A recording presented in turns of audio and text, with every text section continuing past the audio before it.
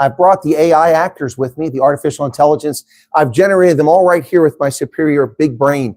And I'm using massive computing processing, courtesy of NVIDIA and IBM. Just a second, I have to plug it back in. Hang on. Okay, there we go. So, we've heard other nonsense about the Stolze family being artificial intelligence generations. So here we are in central Pennsylvania, right next to the Pennsylvania Turnpike. And I'm going to have some guests here, but let me see if I can't get that screen. Well, that looks pretty good there. Okay, so let's have them come on in. Naomi and Werner, come on in. Do I look great as AI? It's the artificial intelligence crowd. We try.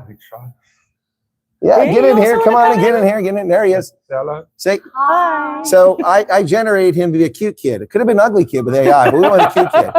The girls, you want to come over and pop in the picture real quick? You want to say All right, hello? we're live. You can say hi to everybody out there around the world. What are you hiding for? Suddenly you're shy. Come on over here. There you go. Get in here. Go behind me. So Ella, the Go behind me. Can you get behind me? Emma, you want to come? There you go. There you go. All right, there you go. There's the Stolze family, folks. I can't read the chat from here, so we just have to hope people are saying. Yeah, it's pretty small from here on the phone. Anyway, so these guys are up from South Carolina.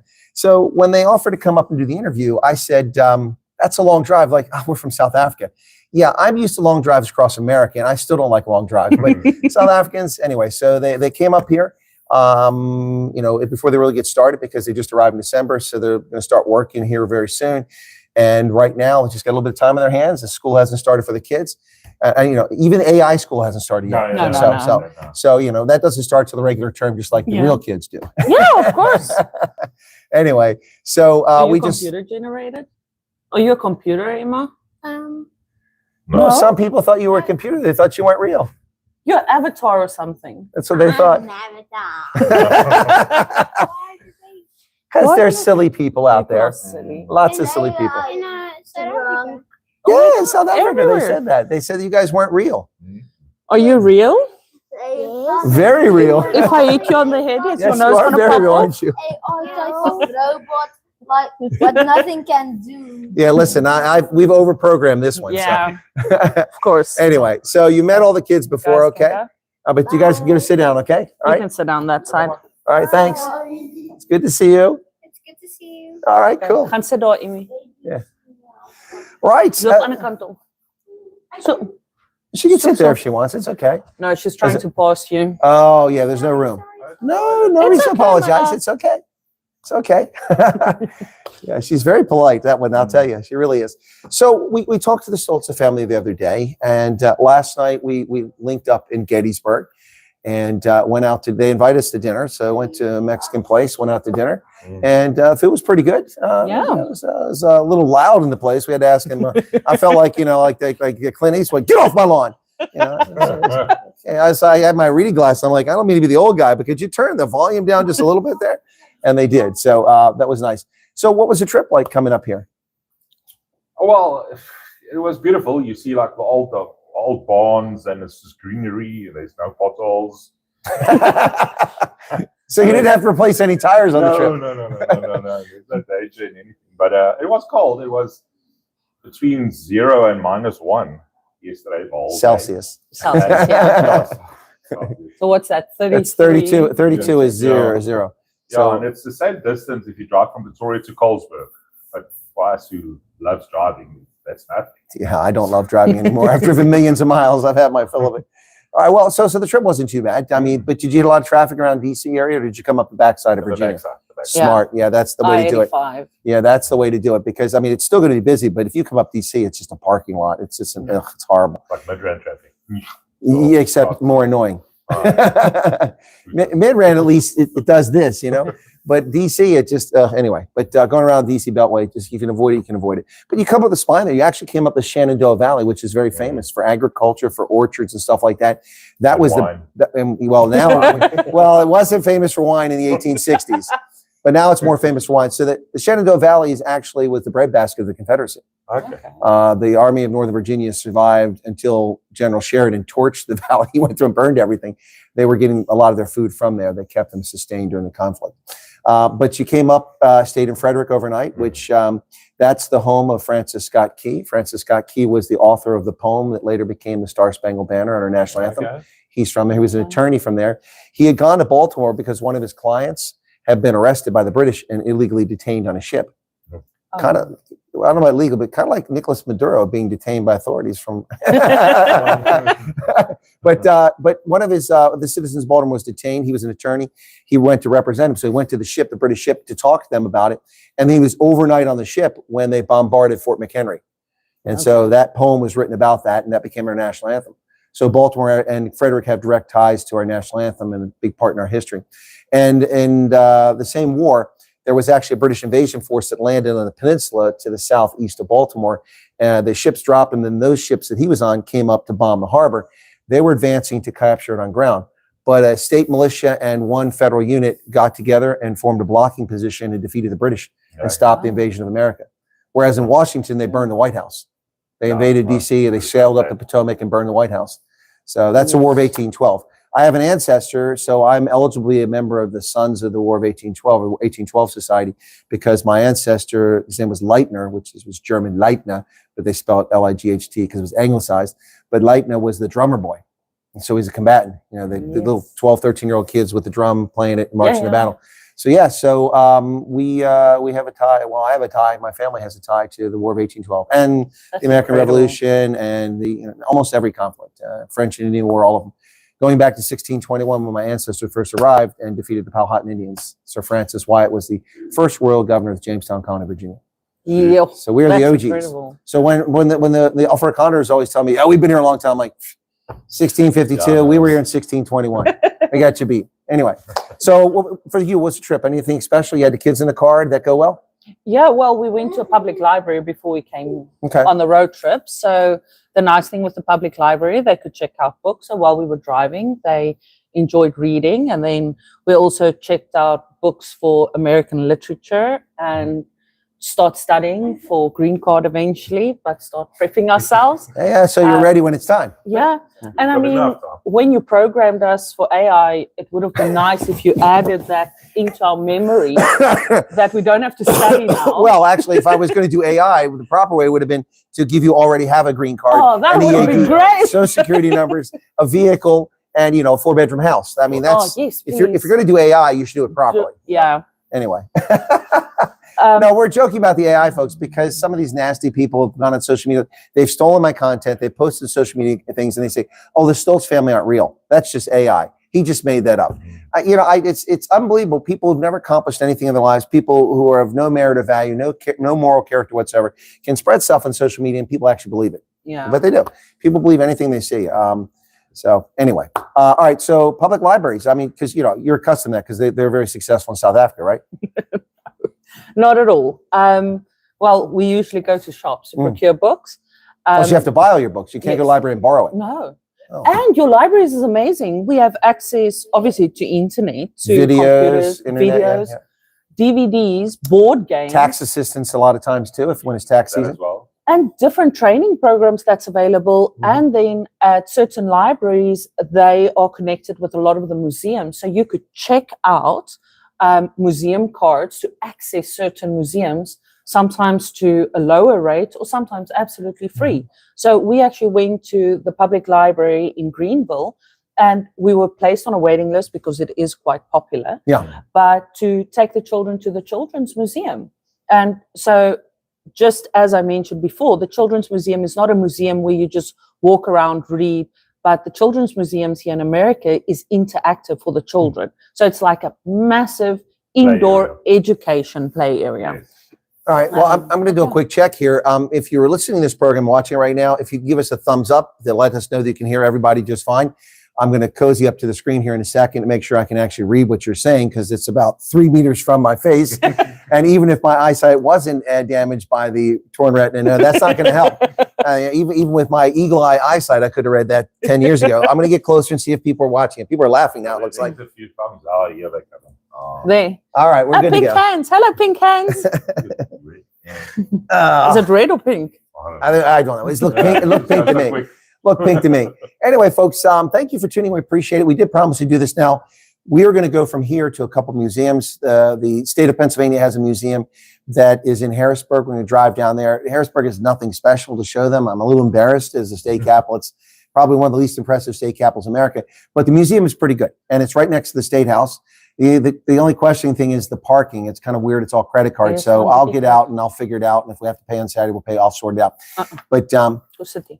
yeah, but Sorry about that. that's all right. So we're going to take a museum. There's dinosaurs there. There's history of Pennsylvania there. There's natural history, and from there we're going to go to the Army History and Education Center in Carlisle, Pennsylvania, which is part of the Army War College. That's one of the places the Army keeps its archives.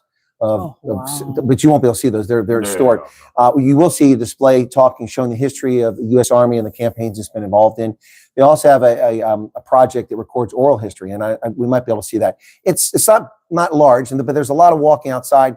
I don't know if we'll do that. It's a little bit chilly, but there's lots of military hardware and examples of what the Army has done over the centuries.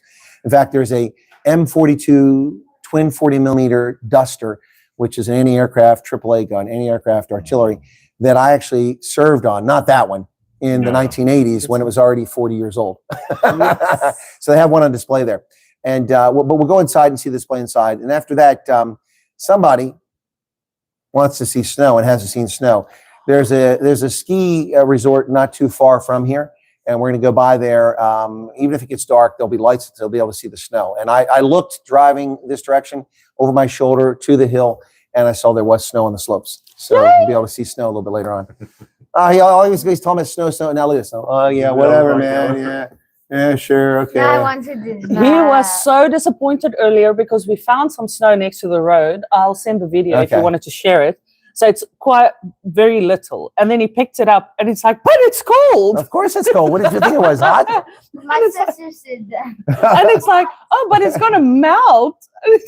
These two, Ella and this one here, they've got this sibling rivalry going on. I can see it. I see it last night. I think he's an instigator. On the other sister. Yeah. It's always Emma's fault. Who's completely No, innocent. it's Ella's fault. Look at her, you should see her face. Yeah, Ella can quite dramatize her face. That's why she's excellent in drama. And she did, all of them did Eisteddfod. So that's like national competition in South Africa. I want to touch the snow. Oh, Yeah, we will later today. Later We'll do the today. snow. Later today. Yes. Yes. Okay. Not to worry. It'll happen. You will definitely go, Emma. Yeah, we'll see. We'll go to the ski place and you'll see the snow.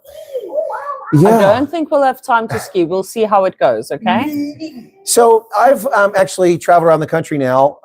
First off, I mean, my intent in South Africa, my last trip wasn't a refugee trip, but my meet and greets definitely had a very much a refugee flavor when I was there earlier this year after the program was announced. And then I was in South Africa when the 59ers came over. So they beat me back to America, the 59ers, yeah.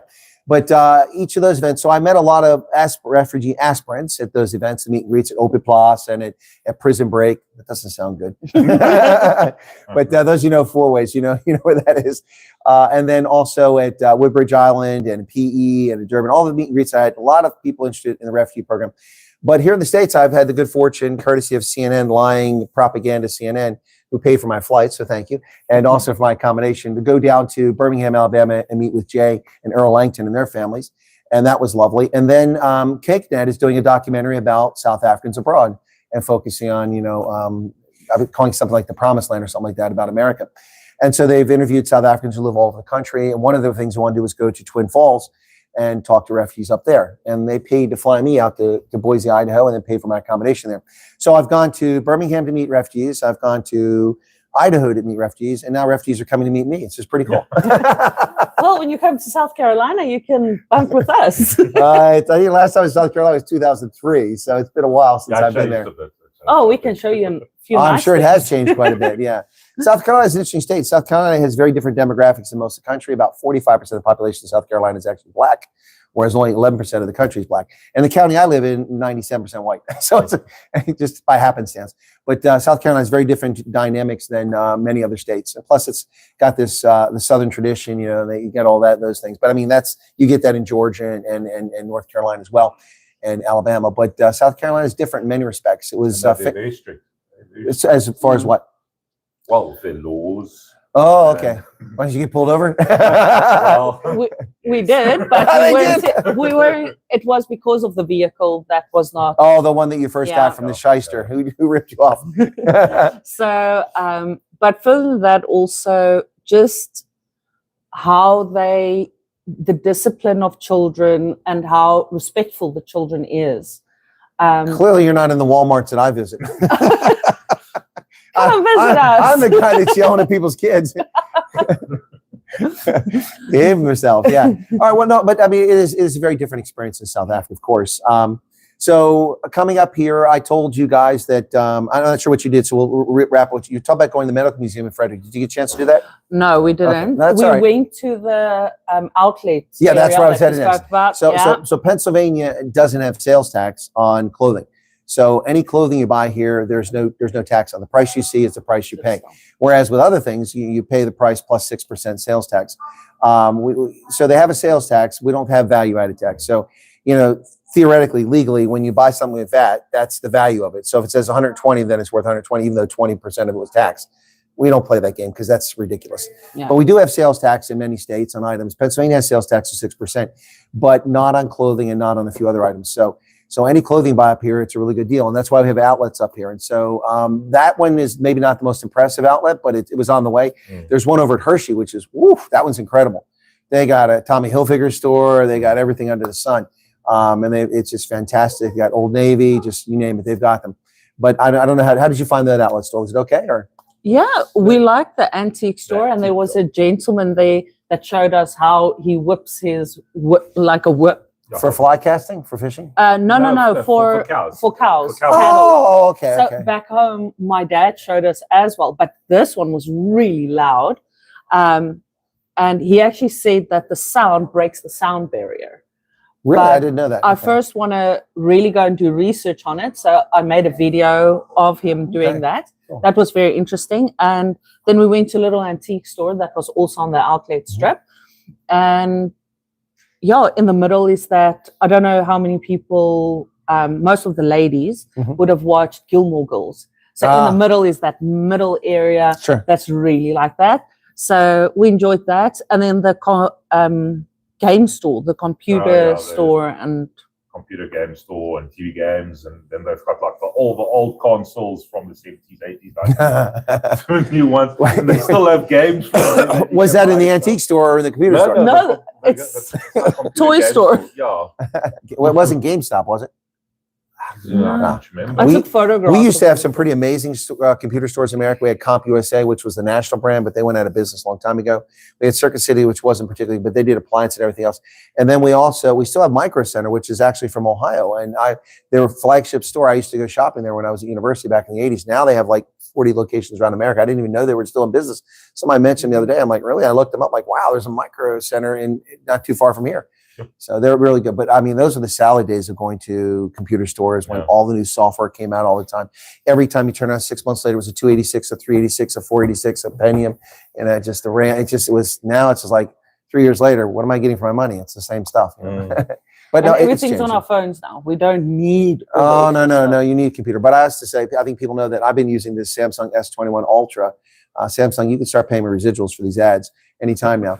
But this Samsung S21 Ultra for 5 years now, and this thing's amazing. And I thought I was going to have to get a new one because I was worried about the battery. But then I never broke a screen before, but my hip gave out on me in England during the Women's World Cup, and my phone was in my hand. My other leg hit it.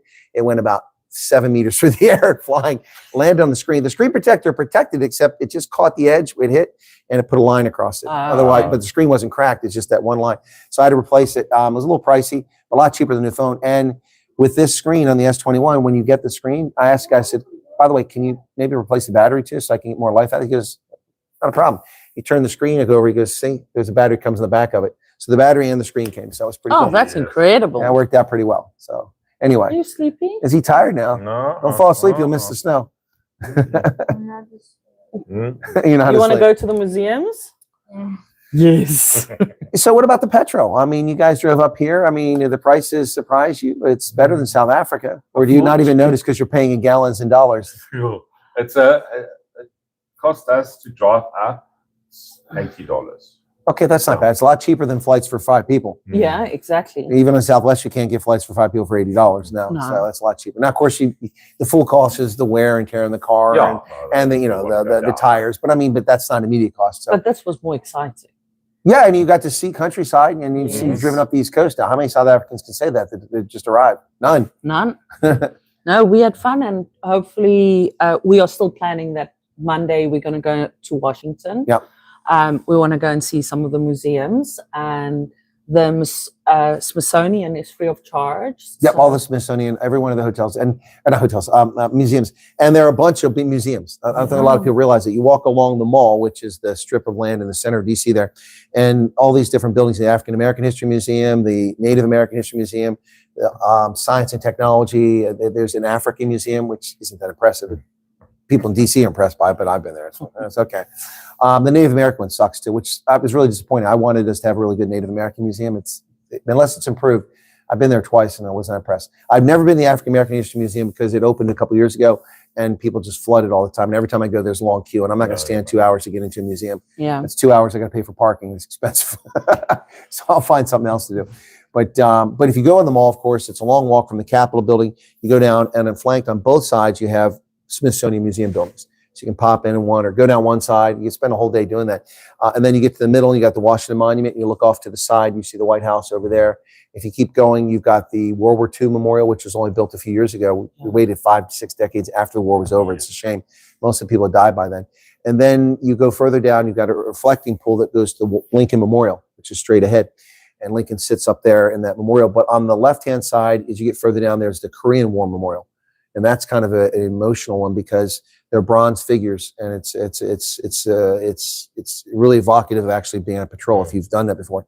The other side is a long black wall, engraved granite with the names of the 50,000+ Americans who died in Vietnam. That's the Vietnam Memorial. And then there's the Jefferson, which is a little further away, but that's all on the mall. You know, you just got to find a good spot to park, find a park garage or something like that, or find one of the spots in the street where you don't have to pay or something like that. So, but I think you'll find DC fun as long as you're patient and tolerant, because DC drivers can be super annoying. We're going to Ching Chong Cho who's going to drive. It's fun, I'll drive. I'm patient. I'll the whole day. Well, you say that now. Famous last words. Yeah. Once you've driven to DC, that's look. I mean, I've never driven in Bangkok, but I can only imagine, or Cairo. I can only imagine. That's just insane. Those places. I've been to some mega cities, but those are some huge ones. So we're also tomorrow. We're going to go down when they check out here tomorrow. We're going to drive down to Gettysburg, and I'm going to give them a Gettysburg battle tour. If the visitor center is open, we're going to start there, and it's a good spot to start. And then we'll pick a few key points on the battlefield, like Little Round Top and maybe the Devil's Den, which is pretty cool. I think most of the road construction they were doing is finished now. That was going on for months, and I think they finished it. So we should be able to drive around everywhere. If not, it's easy enough to get around the spots we need to go to. And what I'll do is I'll take them and we'll walk the space that the 20th Maine Regiment under Joshua Lawrence Chamberlain, if those who've read the book The Killer Angels by Michael Schirra or watched the movie Gettysburg that was produced by TNT and Ted Turner, the battle space where they walk between Big Round Top and Little Round Top, there's a saddle there. And a saddle is just a dip between two hills for those who don't know topography terms.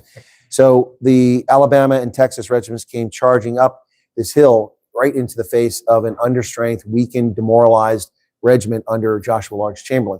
In fact, they had a number of people who were deserters from other regiments, and they were snapped up on the battlefield as the army was marching to Gettysburg, and they were delivered to his regiment because they were the only unit from Maine. And so they said, here, take these deserters. And so they had to put guns in their hand, and, if they were deserters. Well, deserters is a loose term. I mean, people had short-term enlistments, and their enlistments, they just got up and left. Well, the army didn't really like that. He said, no, you're still fighting battles. Yes. Yeah. So we'll walk that space. It's pretty interesting, and I'll try to evoke. It'll be a little hard to evoke the memories of it because it's wintertime and it's chilly. But in the summertime, when we're standing there sweating, and I tell you how they're wearing woolen uniforms and running and marching for hours, and bullets whizzing by them, bouncing off of rocks, killing people. It's just the humidity. So we'll go there. Then we'll go up a little further onto Little Round Top, where we look out over the battlefield, and you'll be able to see the Devil's Den below. You'll see the Peach Orchard. These are all famous spots on the battlefield. Then off to the other. So you'll see where off in the distance where Pickett's charge was when the divisions ran across 1.6 kilometers of wheat field in the hot summer heat, charging into artillery and then actually penetrated the Union line. But so many of their ranks were killed or slaughtered on the way that they were quickly repulsed. So we'll see Gettysburg tomorrow, which should be interesting. So that sounds incredible. I think you'll like it. It'll be pretty cool. That's one of the most impressive battle monuments we have. We have battle monuments all over. I think when you came up, you drove through North Carolina, you probably saw some signage for a couple battlefields. I've stopped at those battlefields. Not nearly as interesting, but still interesting. When I was down in North Carolina a few years ago, I filmed that and did a couple live streams from down there on my old channel. So, yeah. And if there's time for other stuff, we'll figure something else out. So, but I think that sounds pretty interesting. We'll make it work, yeah. Well, we like history, so we might leave him at the ski lodge. Yeah. Maybe we just leave him here to have a nap. He looks sleepy. He looks very tired. No. Anyway, so what questions you guys? You guys any questions for me? Want to interview me? I had a couple refugee aspirants who actually wanted to ask me questions. So my favorite color is purple. I have 16 wives and 43 children in Africa, and I need super chats for Lobola. Okay. So those questions are off the table. You really need to start paying. So you can't ask those questions. But you guys any questions for me? Kind of put them on the spot. I didn't tell them I was going to do this. You have any questions? see, you're the great thinker. You guys think this stuff is easy. Yeah, see, it's not so easy. Not so easy. You can't just like put a camera in somebody's face and have the appropriate questions and just go.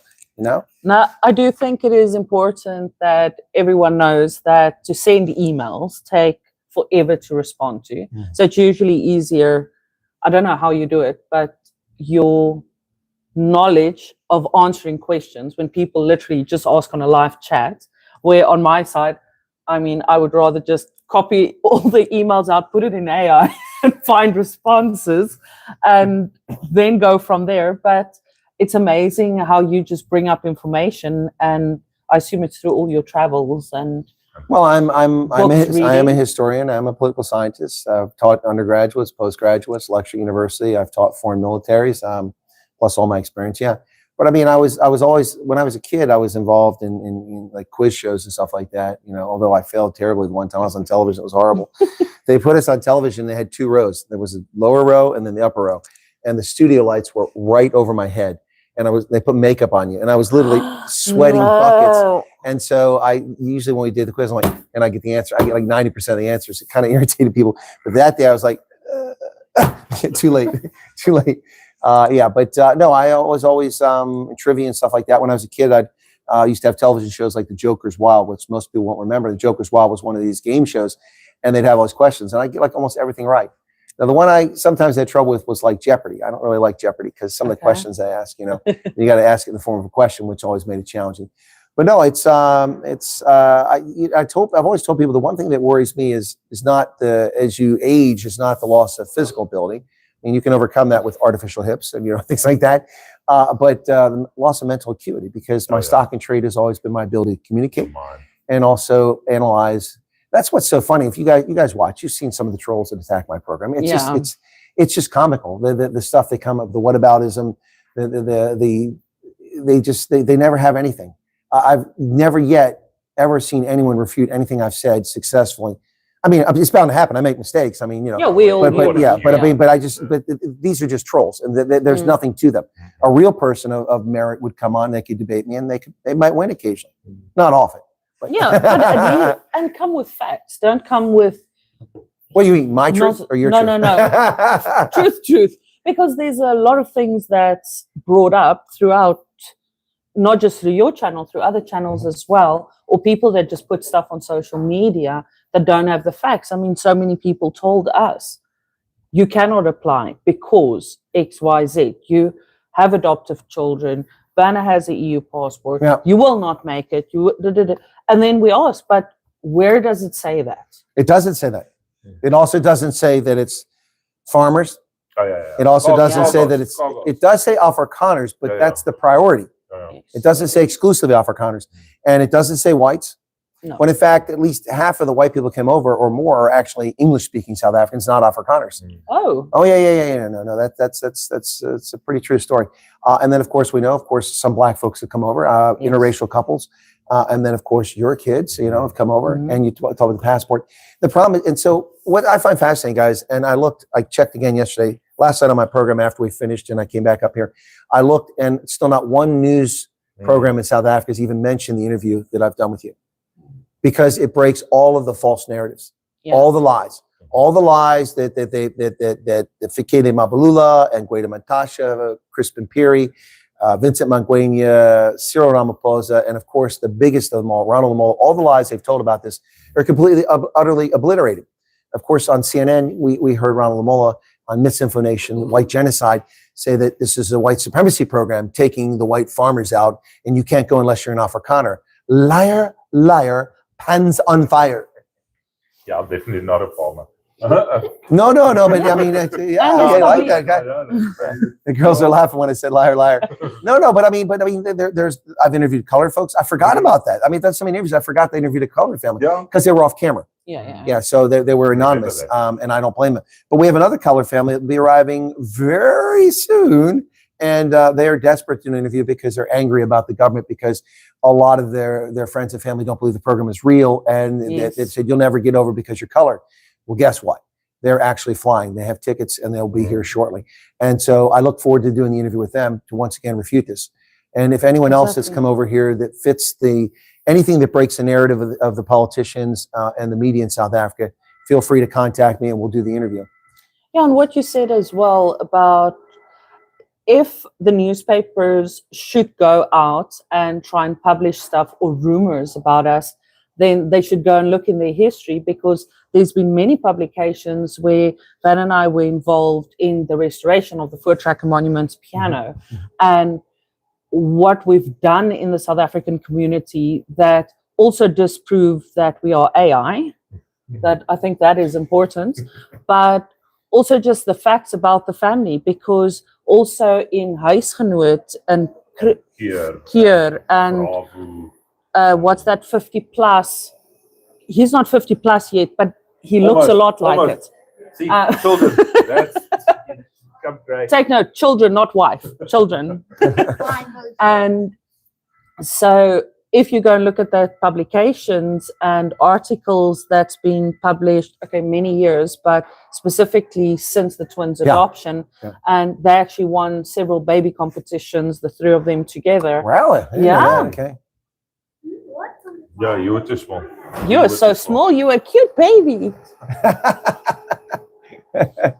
So with all of that, there's so many facts out there that if they try and publish a lie after the fact about us, then we can just bring up then we bring up their previous publications. No, but that's the problem, is that they do it with impunity. They lie all the time. You know, I read a South African media report, and it talks about stories. Like I watched Al Jazeera this morning.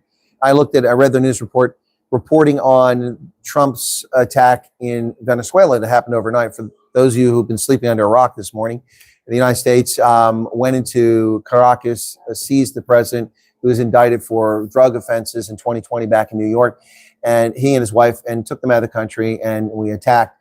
And now we're looking at trying to, I guess we're going to have regime change. I didn't know that was a plan, but it looks like regime change. But you know, it's where was I going with this story? I got off track there, but with the people Trump that plays around with facts. Yeah. So Al Jazeera. So thank you. That's senior moment. So Al Jazeera actually. Every country that they listed initially in their Nations React was all, of course, countries that would react negatively. They don't bother to show Argentina supported, Ecuador supported it. The European Union didn't support it, but was kind of the positive side. They didn't talk about that. They put Russia up there, of course. These are rogue states or states that are run poorly. It's such a bias and such a narrative that they try to push on every issue. And like you said, you're known. I mean, there's a history, there's a record, there's documents of it. And you know, in my case, when people call me the so-called colonel, well, what do you mean so-called colonel? It's a matter of public record. I mean, you see my identification card. These people kill me with the nonsense that they spew. And what's strange to me is how so many people believe the things they see on social media. What I always tell my audience, you don't have to believe me. I give you receipts. That's why when I do the news, I show the articles up there, and then I dispute it and I refute it. And if I got facts, if I know them off the top of my head, I usually go and check them, make sure, and I tell you where to find the stuff. But the media they claim they do that, but I see oftentimes in News 24, they'll refer to an article they previously published as if that's evidence of what they're stating. When they publish an opinion piece and they list that as the source. As a source, yeah. Absolutely. We've had a lot of questions since we've been here about our business. So WS Pianos. A lot of questions from whom? From different. There was a news source that also made contact with us. we decided not to proceed and give information. Factual information is available on our website.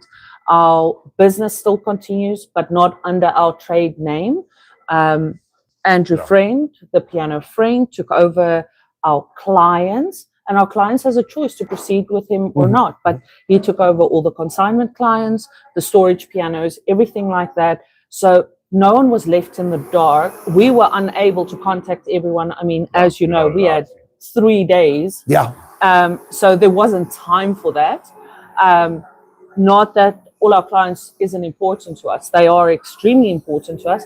By the way, since we AI, can you switch off the vacuum? Can't you control the outside? No, that's the problem. You can't control anybody. Anyway. I mean, it's afternoon. They're just now vacuuming the reception area. This should have been done before guests began arriving. I mean, that's how I would run a business. I'm just saying. That would have been job one at about 10 o'clock after the breakfast done was done. I know, I agree. Yeah. But anyway, so the clients, we couldn't contact everyone individually, which we would have loved to. But the major clients who we sponsored, events, theaters, all of them were contacted either by ourselves or by Andrew directly. And then our online invoicing system automatically informed clients who has repeated invoices and things that things proceed as it was. Our contact numbers and our website will be down soon. But even on Google, the Google places will show that we have closed down permanently in South Africa because we have no intentions in returning. And these are easy facts to discover. Yeah. It's like when Peter Bruce said that Trump, the monster, he called Trump the monster, has attacked South Africa and abusive towards South Africa, and the U.S. has threatened serious consequences because Home Affairs arrested 7 Kenyans. That's not why they threaten serious consequences. All you have to do is go za.usembassy.gov. There's the receipt, ladies and gentlemen. Click on egregious actions, or the officials. Click on it. The statement doesn't mention Kenyans. It mentions detaining U.S. officials on a diplomatic mission and doxing a U.S. official. That's what the severe consequences are for. And see, that's real, genuine analysis and news reporting, not the propaganda you're getting from New York Slimes, the Washington Compost, the Los Angeles Times, Chicago Sun-Tribune, Atlanta Constitution Journal, Cockprot 24, the IOL, which is the toilet paper of the day, and then, of course, Daily Shitbird. Sorry, kids. That's the Daily Maverick. So all of these terrible publications that spread propaganda on a regular basis. Genuine people who are objective will take in the facts and will evaluate them freely. And so you can check up on who they are. It's not rocket science. It just takes a willingness and desire. Much like when a different channel that came up out of nowhere published something about Thea von Straten and said that she wasn't a real refugee and all this other stuff. And I commented on that. I said, well, I don't know what to tell you other than that whoever the gentleman was that did the phone interview with the host, if that truly is her husband or partner, he's lying. And I know that because the 59ers had federal agents that were there securing their safety because there were threats against them, including from this gentleman, whoever her partner or husband is. He stalked her and drove to Kempton Park, went to the airport, got to the hotel. Now, what he didn't know is that she slipped out of the hotel because we had an interview scheduled at Linwood East. So at Linwood Bridge. So we're at Linwood Bridge and doing the interview when this person was harassing people at the hotel. Where is she? Where is she? And police and the U.S. law enforcement had to be involved. We got dozens of witnesses from the 59ers plus U.S. government officials who saw this. And then this gentleman said on air, and this is all I said, if he's the person, I don't know who the person is, I'm not going to test that. But if that's actually her partner or her husband, then he's lying because he said that the first time he knew that she'd gone to America is when he heard that the plane landed. Obviously, that's not true because you stalked her and followed her from the Free State to Kempton Park. Not as long a drive as you took to get up here, but still quite a bit of a drive. And see, that's the problem. These are easily refutable facts. And South African media ran with that story. And they just publish that with breathlessly as if it's truth. They don't even bother to try to get the facts. They have a preformed opinion. And look, a lot of people on YouTube and social media have preformed opinions too, but not all of us. Not all of us. So what are you guys looking forward most to today? We've talked about where we're going to go. You thought about it? I would say the museum, both places, the military and then also the history. The State Museum. Yeah, the State Museum. And for the kids to see dinosaurs. The State Museum we're very excited about. See the one with that long row when I can I'll stop and find that type of stuff. What is? So Like a scratch and patch? Yeah, We're that's not the going to a easiest. scratch and patch. Yeah, there's Oh, a- you mean like a fossil park that we did in Langebaan? No, they're not There's- gonna do that. no, it's not a fossil park. Where you find fossils, you clear it out of No, this. yeah, that's- No, we're not doing a fossil park today. We're going to the State Museum. So the State Museum is a lot like the big museum in Pretoria the Transvaal when we Museum. went to the CBD Oh, area. yes. And then we couldn't leave our car, so we had to take our car back home, take an Uber to town. Remember, not safe enough to leave our vehicle on the No, of street course, there. yeah. But I was going to But the say, museum was interesting. because we have a lot of people in the IT industry, if you guys could help me find the right, AI voice generator, because I mean, I'm tweaking that Afrikaans accent of his, and it's pretty close, but I don't think it's perfect. I almost got your voice down with the AI. Yeah, and I saw there were some people that commented I sound too American. Yeah, no, So they said the same thing about Thea. please make me more Afrikaans. I'll work on that. Oh, the girls' Afrikaans is beautiful. They speak Afrikaans incredibly well. Yeah, you did that excellently. Yeah. The girls, yeah. That's why it looks fake. That is it. Yeah, because apparently the only black person in South Africa speaks Afrikaans is Referenza. Oh, Well, that Yeah. was 44. Oh my goodness. um, Anyway, well, folks, I don't know if you found this interesting. We did promise to do it. We'll do some lives tonight, with the parents' permission, if it's okay. I will do a live from the ski slopes when the kids discover snow. Ooh, that's That might be fun. fascinating. All right, so we'll do you're that. gonna get I'll cold. slip and falls there. Yeah, but there I'll be on my mobile, so the signal might not be as good. Here we're on Wi-Fi, so we'll see. Shaky. Yeah, and we'll also do a few lives from Gettysburg, not That's a constant great. one, because we have to get in the car and drive around, and then people have to warm up and get the numbness out of their fingers after a little bit because it's going to be chilly. But we'll do a few lives from Gettysburg as well tomorrow, okay? Depending on when we finish, it'll determine whether I do a cafe clutch tomorrow or not. I think that having seen refugees in America might be enough for folks tomorrow, but usually on Sunday I do the cafe clutch. So we'll see how it goes tomorrow. Yeah, and we have to get back to our tents because our Your FEMA tent. Oh, a few more things. Yeah. It's just amazing the stuff that people Yeah. make up, isn't it? I know. Oh. Now we're seeing people writing fake things in groups saying that I'm getting divorced from my husband and I want to come back to no. South Africa. No, it's just fake. No. It's fake. Anybody who says that once you're in America, we want to leave America, come back to South Africa, you're locked up. Straightforward. Yeah, no, we sorry, but have. it's We've just- spoken to a no. few South Africans here. They're on the support groups that we have for the South Africans that arrive. I have not had one family, one person that told me they wanted to go back. I know of a family that wants to go to a different state Sure. where they are located, Yeah. but not one family that said they wanted to go back to South Africa. And the So- support you get, especially for the kids, they It's bring incredible. toys, they bring clothes, they bring everything, bikes, and Christmas gifts. Yeah, I mean, Christmas we didn't gifts, and expect it's that either. fun. Well, the other Wow. family in Wisconsin, they brought him a tree and they helped him with gifts as well. Yeah. But we need, I mean, we are honest about this, but we also have to be clear. There are some refugees who've gone to some places where the support has not been sufficient or adequate. Also, you get this funny thing. You guys were told before anyone ever came over, the Americans are going to hate you. They don't like South Africans. You're going to be treated poorly. Well, that's nonsense. No. There have been a few I cases of that, but it's not because who you are. It's because the political situation in America, where the people involved in the program, instead of doing their job, are acting like political activists, which is they should be removed from the program, and we're working on that. But so that was one thing you were told about the country, and then you get this nonsense when Charles Kleinhaus said that, you're expected to work here. People took that out of context. He was saying the rest of the sentence was, yeah, and we're happy to work here. We expected to work here. But they said, they put it as if, woe is me, I don't have domestic help and I have to do work for myself. And that's not the case. It's it's ludicrous. I mean, mind shift, it is. Yeah, Yeah. and the EE support that they've been helping with, they help all of us to prepare CVs, to send out or resumes. Resumes. Don't say resume. That's very different. That means start again. We'll start again. So, No, but resume comes from yeah. French. So. So our CV preparation, they help to send it out, took people and scheduled interviews for a lot of people to go to, not interviews to speak live or anything, but employment interviews and try and marry people up with the correct employment options. Mhm. And But work There's so many The options. one McDonald's around the corner from us, they now hiring general manager, assistant general manager, store cleaner.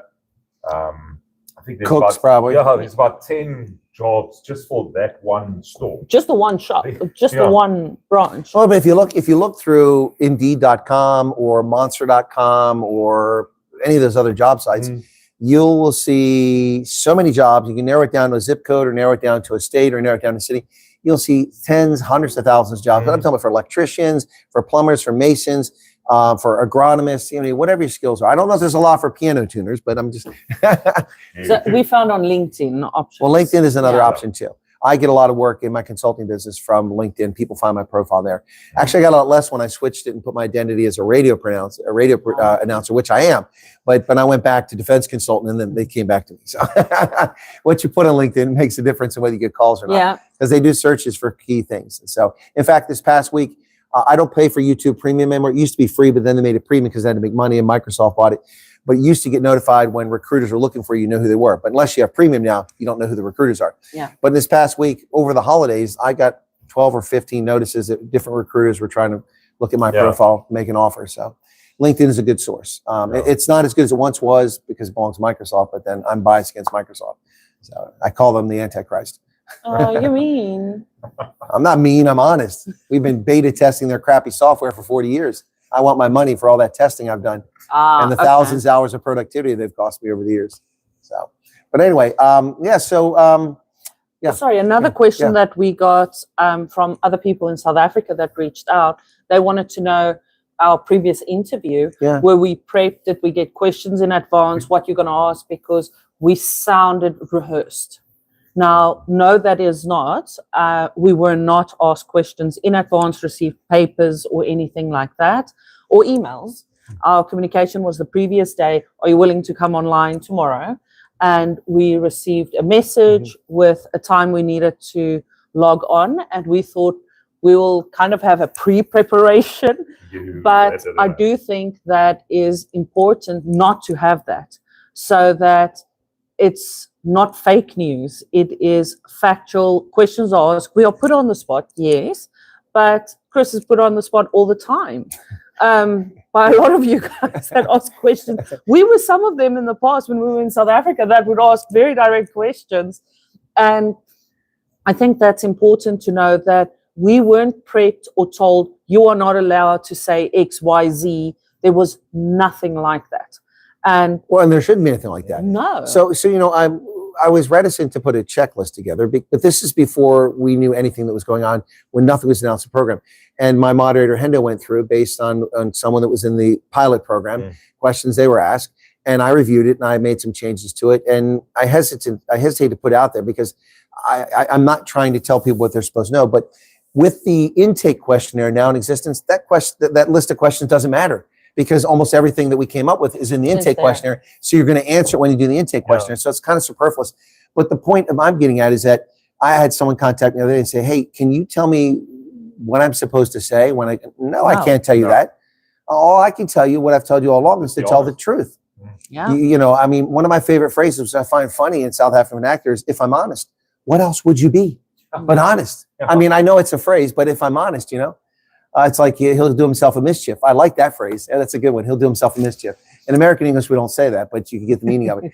No, but I mean, if I'm honest, of course you should be honest. What else would you be? But that's the advice I give people. And as far as preparing, the only thing you should prepare for is to tell the truth. Yeah. Don't lie. Don't worry about forgetting things. I mean, if it's traumatic enough, it's going to come back. And then these interviews can be very difficult. And listen, guys, we haven't shared their experiences they went through because, frankly, I'm not going to ask the refugees to go through that again, particularly because it's no one's business unless they want people to know. But I mean, the things that you hear are blood curdling. They're disturbing what's actually happened to South Africans. And before we wrap up, I mean, we were talking last night at the Mexican place when we could talk when the music got turned down. Get off my lawn. Anyway, but so we were talking last night and we talked about some of the stuff was happening, and it's really frightening that you said that when you talk to Americans, almost nobody has any idea what's happening in South Africa. Yeah. I mean, and it's not like, people are just being, you can't have a job. It's a lot worse than that. And so it's if that's the level of knowledge here, imagine how few people in the rest of Africa know what's happening in South Africa. Correct. Yeah. And what's sad is we've got friends now that stay outside of Brits, and their area alone, they're farmers, is the butchers murdered, the Dutch Reformed Church, The priest. 3 times already, a new priest got murdered. Their whole area, they can mention who all got murdered, and they also would have been killed if her husband at night didn't stop in front of the gate and you looked down and you saw cigarette butts. Which was a marker to tell them this is the place. They turned around and drove away, and when they came back the next day, they saw that actually the people were lying in the bush waiting for them. Yeah. So it's Brits, thousands of stories. But Brits, there's a war going on. And this is something that if I was on the ground in South Africa, it's something I'd probably do a video on right now. There's a war going on. My friend's father-in-law was brutally assaulted and murdered on a farm there back in May when this was all going down. Or is it June? I can't remember. But anyway, but did it. And then I exposed the fraud because the police listed it as a house robbery. But they came the first night. They poisoned their dogs, killed all their dogs. So they have no early warning now. No alarm system because the dogs are an alarm system. The next night they stole the front and rear wheel off the bakkie on both sides so that you couldn't even drive it. So they can't escape. He was 77 years old and in a wheelchair, just had a hip operation or hip surgery. So he was confined in a wheelchair. They came in after midnight. They tied them up and he just begged that they wouldn't murder his wife and rape her. They beat him senseless for hours. And then they took a few items to make it look like a robbery. They left the house. Just excuse me. Oh, sure. They left the house. They left the house, and then he was tied up for hours, and he finally broke himself free. And then he untied her. She was able to call the police. And what happened was they got in the hospital, and he died from the injuries 3 days later. And it's listed as a house robbery. Yeah, and it's also we know also of other people that went for the interview, and while waiting for plane ticket, they got assaulted. Yeah. And a few of them also got killed. And it's just, and in the newspapers, it'll maybe be like the back page. It's not front page. No, there's no importance of what's happening there to the minorities. Yeah. Not Afrikaners, not white people, the minority people.